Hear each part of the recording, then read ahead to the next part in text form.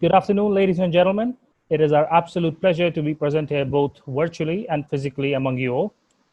To begin with, I would like to state that we are very fortunate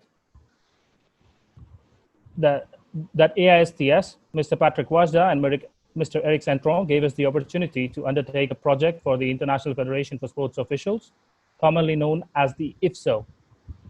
We were also very fortunate to have Mr. Claude Stricker as our supervisor for this project. The title for which can be seen on your screen, is an inquiry into the selection criteria of sports officials by international sports federations.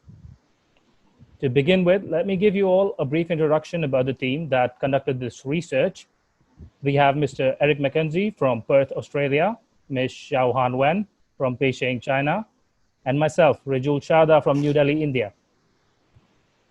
To give you a rough idea of what to expect in the next 15 to 20 minutes, let me take you all through a very brief outline of this presentation. I will begin with the project overview. Then Eric will talk about the survey findings and data comparisons of the participating international federations. And to conclude, Xiaohan will finish off with the Olympic comparison, FISU comparison, and market analysis.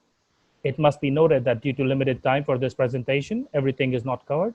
A comprehensive written report along with 8 appendices was submitted as the final product to the client and the AISTS Scientific Committee. To talk about the project background, it is imperative that we first talk about the background of IFSO.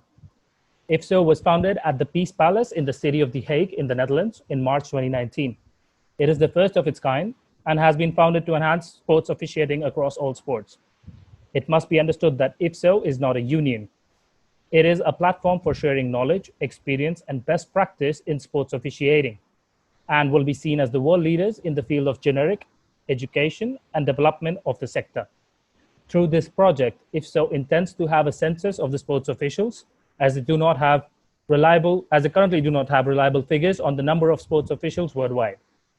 They want to identify trends within the currently registered sports officials, and they also want to identify those federations that have a documented selection criteria in place.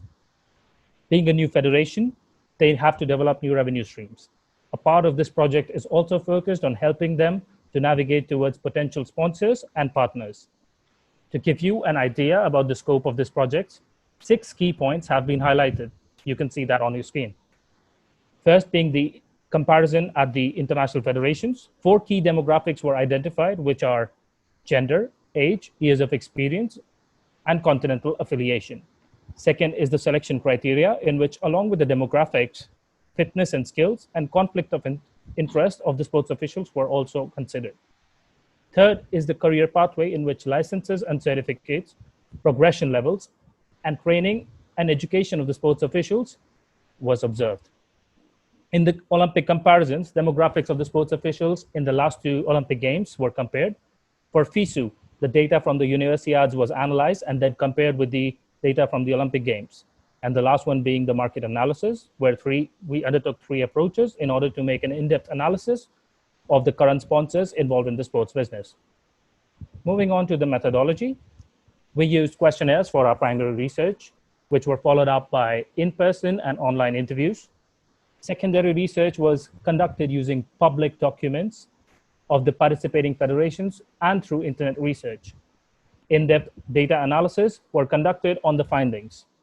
And as mentioned before, a comprehensive written report along with 8 appendices was submitted. A total of 26 international federations were contacted to be a part of this project, of which 18 agreed. Logos of these 18 participants can be seen on your screen. Of these, 4 are Winter Olympic federations, 10 are Summer Olympic federations, and the remaining 4 are non-Olympic federations. Now I hand over the floor to my colleague, Mr. Eric McKenzie, to take you through the next slides. Thank you, Rajul. So I'm now just going to run you through a summary of the survey findings. Our first one was that only 4 federations had a full sports officials database. Now keep in mind that that was using our definition, and we were only asking for gender, age, years of experience, and continental affiliation of these officials. Included in this, we also asked for those 4 demographics from the last 2 Olympic Games that they were part of. There was 10 of these 18 which had a selection criteria document in place, and then there were 17 who evaluated their sports officials. When they evaluated these sports officials, that ranged from during the competition or after the competition, or there were some who evaluated them both during and after.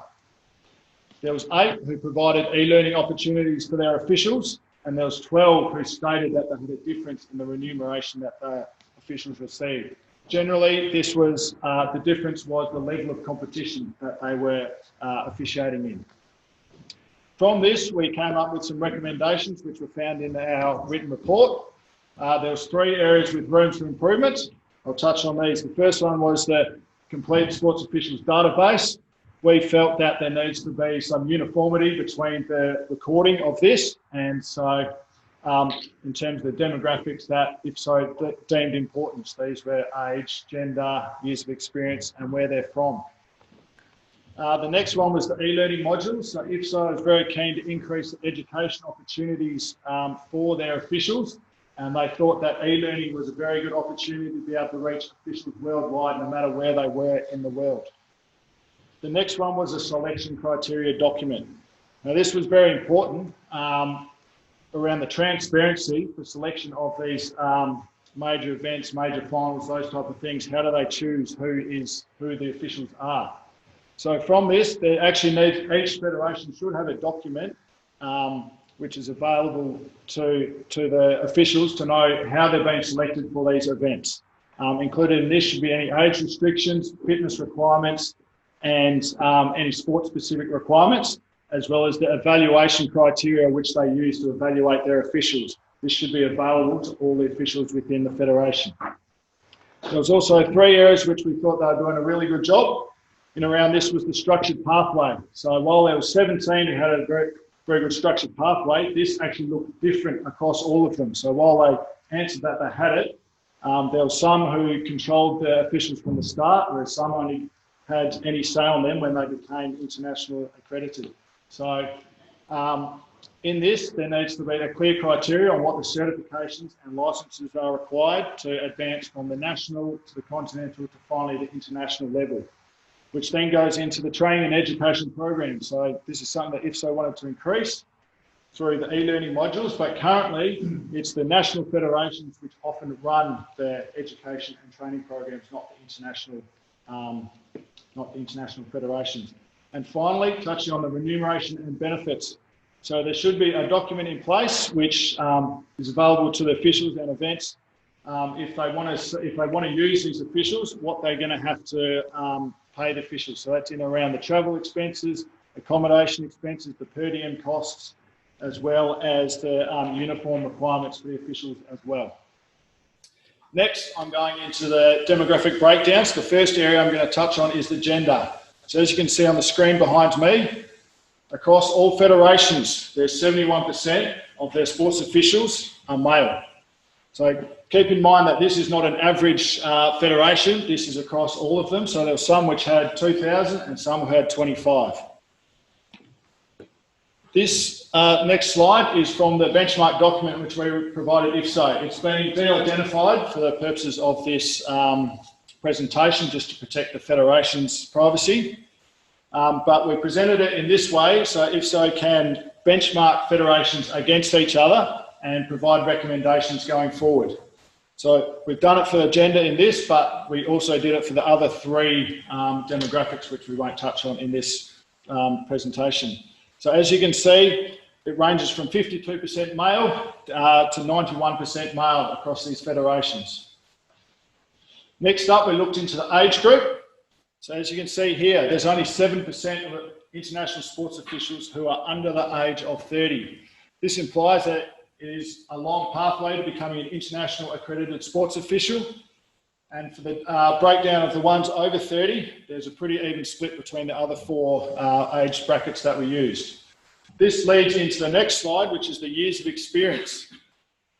With only 5% of officials having over 20 years of experience, this is probably reflected by the late start that they have in becoming an international official. Now, this is only years of international experience, not all years. So you may have 20 years of national experience before becoming an international referee. And of this, only 8 IFs are able to provide this information. I will touch on that a little bit later, as the reasons why. And finally, we looked at the continental affiliation of these sports officials. We included Americas as a whole. You may ask why it's not North and South America. That's because some federations recorded their data as Americas and not North and South. So for consistency, we just used it as Americas the whole way through. Key finding from this is that almost 50% of sports officials come from Europe. We then combined all this and split it up into the Winter Olympic sports, the Summer Olympic sports, and the non-Olympic sports. Due to there only being 4 Winter Olympic sports and the federations not being able to provide some of the demographics, this definitely doesn't reflect the whole picture of what a usual Winter Olympic federation may look like. But the key ones on this slide are that they do have a lot of experience. I touched on that earlier, in that most don't have experience. So these have 29% with 20 plus years of experience. They're also very old, with 33% being 60 years plus.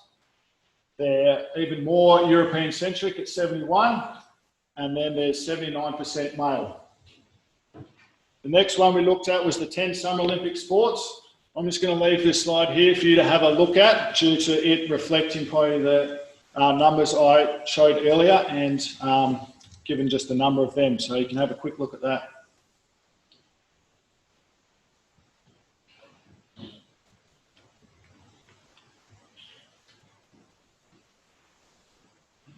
And next, the last one we looked at was the non-Olympic sports. So this, very similar to the winter sports, in that there was only Winter Olympic sports. There was only 4 of these as well. And once again, not all of them were able to provide the demographics we asked for. So on this slide, the key ones are, it's 88% male, which is a lot higher than the average. They're also relatively less experienced. Once again, this is international level experience, not their overall experience. And then also there is 37% from the Asian continent, which is different to the Olympic ones that we touched on earlier. So the key findings from this around the demographics and around selection. So they were male dominated. We found sports you were able to, if you're a male, you're able to referee female, and females were able to referee males. The only restrictions around this was generally the fitness requirements. So there was nothing saying they couldn't. It was only the higher fitness requirements around the male sport that we found was the difference there. In talking about age, there were federations which had age limits in place. Often these were the upper limits, not the lower limits. But a surprise finding from this was the federations which did have these in place often did not enforce them, as we found there were officials who were older than these cutoffs. Next was years of experience. So as I mentioned earlier, that there was only 8 IFs were able to provide this information. And this was because for those other ones, they didn't use years of experience as a differentiator for selection or remuneration, so thus they did not record the years of experience. And finally, while being very European-centric, national affiliation did play a role when it came to selection, as they wanted to remove their conflict of interest. So if the sports official was from the same nationality as as any of the competitors or one of the teams, then they were often not allowed to be selected for that event or that competition. So now I'm going to pass you on to Shohan to talk about the Olympic comparison. Thank you, Eric. So as mandated by our client, we also look into the demographic of sport officials at the Olympics. So first, let's look into the most 2 recent Winter Olympics, the Sochi 2014 and Pyeongchang 2018 Winter Games. As you can see on the screen, the female sport officials increased by 5% at Pyeongchang Games from Sochi Games, indicating a move towards a more balanced gender split. And in terms of age, the sport officials at Pyeongchang Games tend to be younger than Sochi Games, with over 50% of sport officials are under age of 39. The years of experience remain almost the same for both games. And in terms of continental affiliation, there was a shift from European sports officials towards American sports officials. And it's also very interesting to see that there was no Asian sport officials at both games, even though the 2018 Winter Olympic Games was hosted in Asia. And a possible explanation of this might be that there was limited number of winter AFs participated in this research. And moving on to the summer Olympic comparison in between the London 2012 and Rio 2016. As you can see from the screen, the London 2012 Games had a very balanced gender split, whereas the Rio 2016 Games is more male-dominated. And in terms of age brackets, the sport officials at Rio Games tend to be older than the sport officials at London Games, and the years of experience remain very similar in between the two editions of the Games. And in terms of continental affiliation, there was also a shift from European sport officials towards American sport officials. And a reason behind this might be that the Rio 2016 Games was hosted in that continent. And in addition to the Olympics, we also analyzed the demographic of sport officials at the three most recent Universiades, the 2019 Summer Universiade and 2017 and 2019 Winter Universiade. So FISU uses a broader definition for sport official, which is ITO, the International Technical Official. And in order to meet IFSO's definition, we filter the data to meet IFSO's definition. And we filter the data not based on the international federation the sport belongs to, but based on those sports. At the Napoli 2019 Summer Universiade, out of the 18 sports, 4 sports had a higher representation in female sport officials, and 13 had such sports had more male sports officials, and there was 1 sport that had an even distribution of gender in sports officials. And when comparing between the most recent Winter Universiades, there was an increase by 8% from 2017 Winter Universiade to 2019 Winter Universiade. And it's a great trend towards gender parity. And additionally, we also compare the demographics of sport officials in between the Universiades and the Olympics. So when comparing the FISU Summer Universiade with the Summer Olympics, the gender split was very similar. And when comparing the FISU Winter Universiade with the Winter Olympics, the FISU Winter Universiade was more gender balanced, whereas the Winter Olympics was more male-dominated in sports officials. And the FISU Winter Universiade had a younger profile than the Olympic sport officials. And lastly, in terms of continental distribution, both the Winter and Summer Universiades are more distributed in terms of continents, whereas the Olympics was more male-dominated in sport officials. And next we move on to the market analysis. As Riju mentioned at the beginning, IFSO being a new federation, it needs to generate new revenue streams. And so the second part of our study was to undertake a market analysis to help IFSO investigate into potential sponsors and partners in the sport industry. And 3 approaches were utilized when we're undertaking this market analysis. So we studied 15 sport officials programs, 36 international federations, and 31 major sporting events, mainly based in Europe, with a select few from the rest of the world. And among those, 420 companies were identified from the 40 industries. And among those, we recommended 5 industries that the IFSO should investigate further for potential partners and potential partnerships or sponsorships. And this is our presentation. Thank you very much for listening. And this was our privilege. And now the floor is open for questions and comments.